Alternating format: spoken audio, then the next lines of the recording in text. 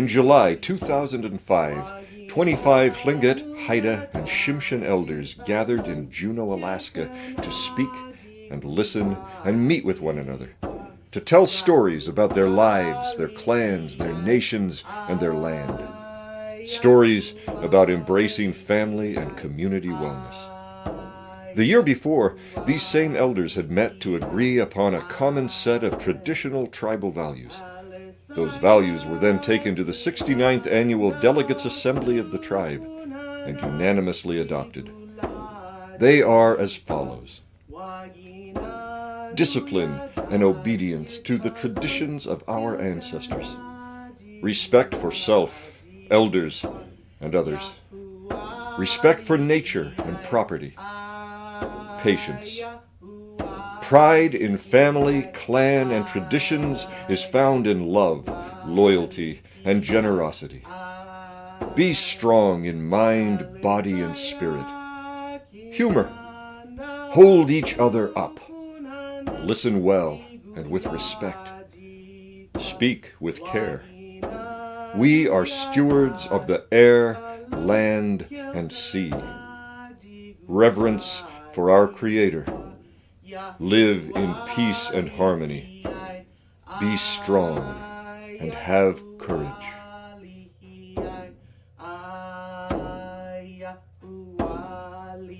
These are the stories they told.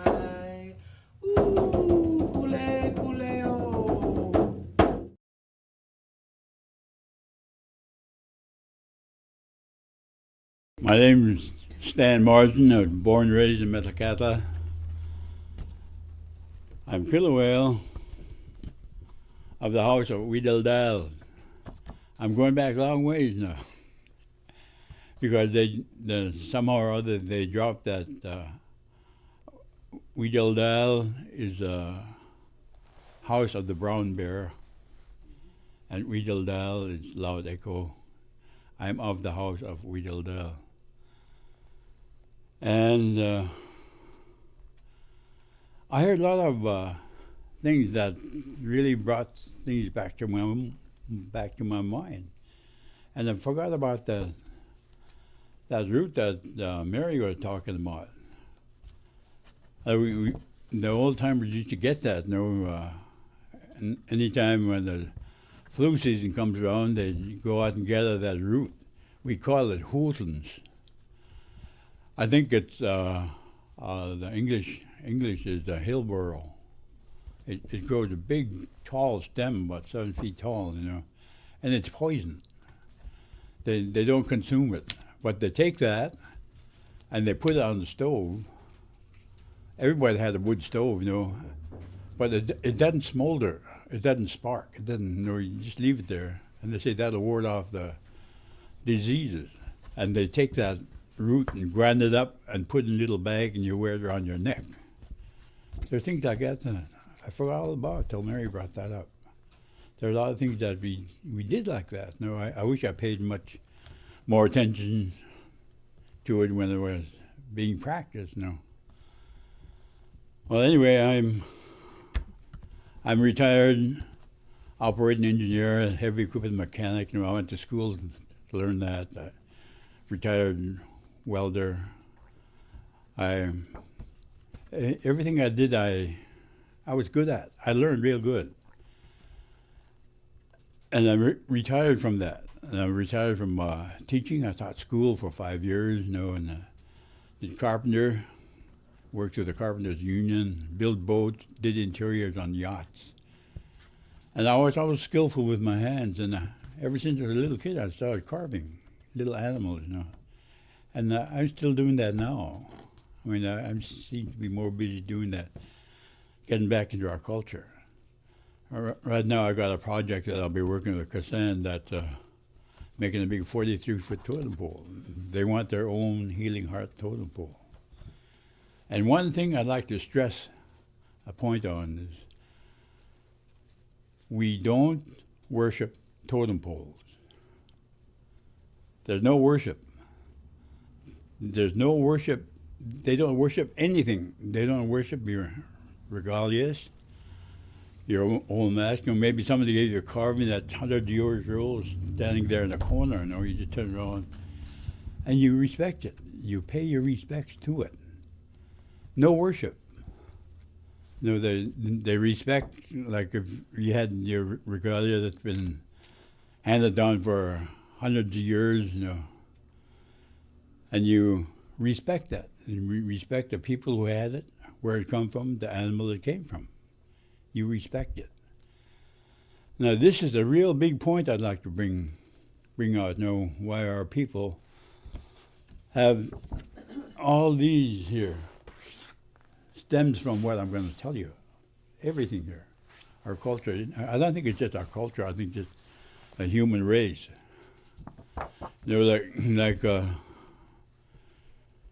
Like say we're just one of the few families who really subsisted off the land. There was no food stamps, there was no welfare, there was no blue chip. Everything we had to go get it. Come springtime, when the seaweed comes in, they'd take me out to school. In fact, I missed so much school one year, they kept me back in that grade. Anyway, we started harvesting from that time on until the cannery season runs. And we come back in town and the folks who work in the cannery. And they did this every year. We harvest. And I didn't know how lucky I was, when we did that. Every year we go out. And then every time before we go to bed, Dad used to tell us a story. Indian story, say a prayer, and then go to sleep. And then I find out that even now I'm running the stories that he tell me. They weren't stories, they're histories. Some of it's going to come out. I came across something really big that was brought to my mind a long time ago in a story. And it's going to come out. You're going to read about it. It's history. And they used to do that all the time. Tell a story, and then say a prayer and go to sleep. And I used to wonder where they got this from. When I think about it, everything that they did, everything that they got when they went out and harvest, I'd say they go out and get some seaweed. There'll be some families out there, maybe a dozen families, picking seaweed. And they'd be really happy to be able to get that. And they talk to the seaweed, they talk to the rock, they talk to the tide. Every once in a while, somebody stand up. Thank you. We call them Chief of the Heavens. Thank you for being so good to us. Thank you for keeping me healthy. The seaweed's going to keep me healthy. And they don't abuse it. Anything that they have, they don't abuse it. And when my mother used to go out and get some cedar bark for a basket, they do the same thing. Her and a bunch of old ladies go out and they talk to the tree. They say, because of you, I'm going to make a pretty basket, a real nice basket, to haul clams, to carry fish. You can keep my family well and healthy. They talk to the tree, talk to the ground. Thank you, Creator, call him Chief of the Heavens. Thank you for being good to us. My dad would take me out trolling. He was one of the original hand trollers in Metlakatla. We had a 14-foot rowboat, and I'd sit way up in the bow. I must have been about maybe 3 or 4 years old. And fall time, and he'd catch a fish, and he'd talk to the fish. Thank you. You're going to keep my family healthy. You're going to make a lot of people happy. Thank you. Thank you, Chief. All the time.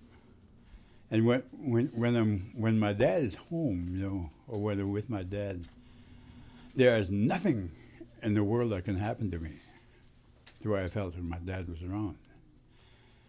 And they did this, everything they did, they're grateful for. They're grateful for. I heard one story where one man taking care of his family, when he went out fishing, and he got caught in a storm, and he had to fight paddle, overnight. He's just dead tired. When he finally made it back to the bay, he got out on the shore, sat down by his boat. And he said, "Thank you. Thank you for giving me the strength to endure this." He wasn't mad, He never cussed at anybody like what we'd probably do. Why do you have to do this to me? Why do you make me work for my money like this? He never said that. He said, "Thank you. Thank you for giving me the strength to do it." Our people did this all the time. And I found out, I do a lot of research, a lot of reading. I'm a carver. I teach in Northwest Indian art all over. And the more I look in, the closer I see that Tlingit, Haida and Tsimshian, how they parallel. I look at the rules that they have, their laws, unwritten laws, just parallel. And then this is what, we are at a place now where we're finally realizing that our kids are having a big problem. And we're wondering how to solve this problem. This problem has been going on for generations, for centuries. It's been going on to get where it is that long. And we're finally realizing that it's a problem.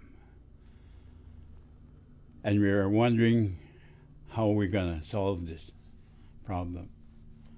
And it's going to take a long time. It's not going to be overnight. When we talk to our kids, we got to talk to them the way that we talk to each other. Now, a lot of us don't talk when they talk to our kids. We don't respect them as people. We call them dummies.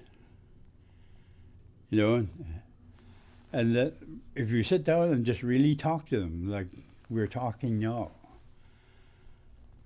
and then we wouldn't have the problem. We had a lot of things that we believed in a long time ago. And one thing that I really noticed, thing here, you got to respect your elders. And I attended a meeting down south one time where they had a whole bunch of Indians from all over. We're discussing a problem about our kids. And they said the same thing. You got to respect our elders. So, is there any questions? So I stood up, raised my hand. I say, you want your kids to respect you. You're blaming your kids for not respecting you. I say, you earn respect. Same way you earn disrespect. You have to do something or say something so the kids will respect you. You can't go up to the kids, anybody, and say, you got to respect me. I'm chief of the tribe. That won't do it. You got to pound it into them like that. No. You got to earn that. Like, for instance, her mother.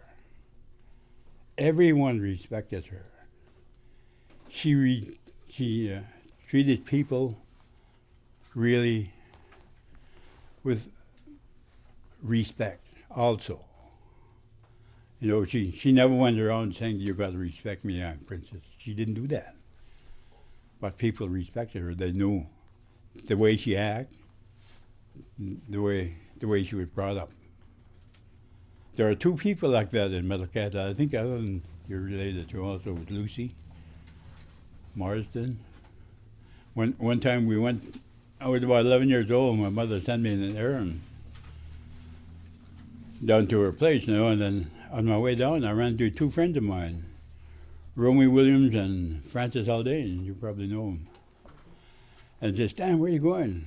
I said, I got to go down to Marsden's place and give him something, So they said, wait for us, we'll go with you. They're older than I was, They must have been about 14, 15 years old, and I was about 11.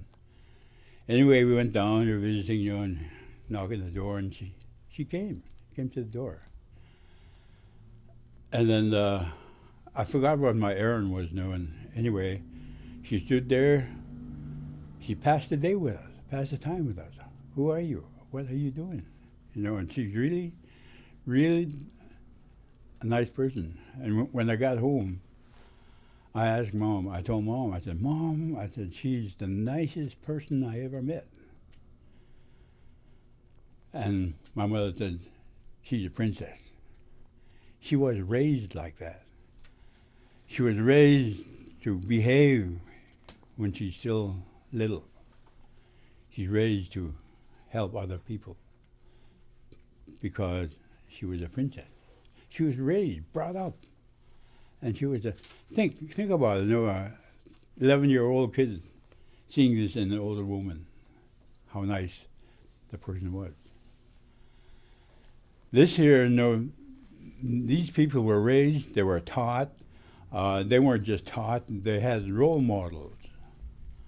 And that's what we're far away from, role models. And I taught school for 5 years, you know, and then I can communicate with our kids. And when I was going to school, you know, I'd stop up to pick up a bunch of kids. You know, I had a station wagon. I watched them, they just lit up cigarettes now. But before they get in my car, they throw it out. I never said a word. You're earning respect by being a role model. That's what they really, really want. And I've seen when I'm teaching, I've seen a teacher teaching typing. She didn't even know how to type. The kids know this. You think they respect her? No, they can take the same thing, get the same book and read from it and do the same thing she does. This is where we're missing. We're not passing on what we know. And then a lot of this thing here stems from being grateful in what they were doing. Like, when you're born, that's a gift. This planet is a gift. And when you think of everything comes your way as a gift, Somebody gives it to you because they like you. Somebody say you can have that. It's a gift. Then you respect it a lot more. Then you don't think that you come into this world that somebody owing you something. Nobody owes you anything. Even your parents don't owe you anything. They'll teach you. This is what we're missing. And I think when we teach this, I've been thinking about this all the time, how grateful our people were. If somebody comes by with a big lunch for your family, you really appreciate that. This thing comes from their heart.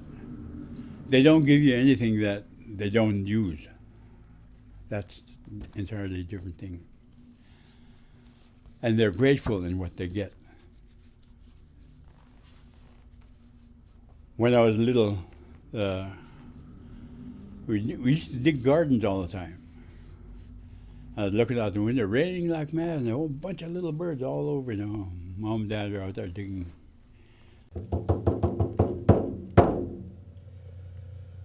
Alisaya King Andas Lukunana Digula Digwa Waginanu Yadaskitalun Kilkana Digula Digwa Yahualihi I Yahualihi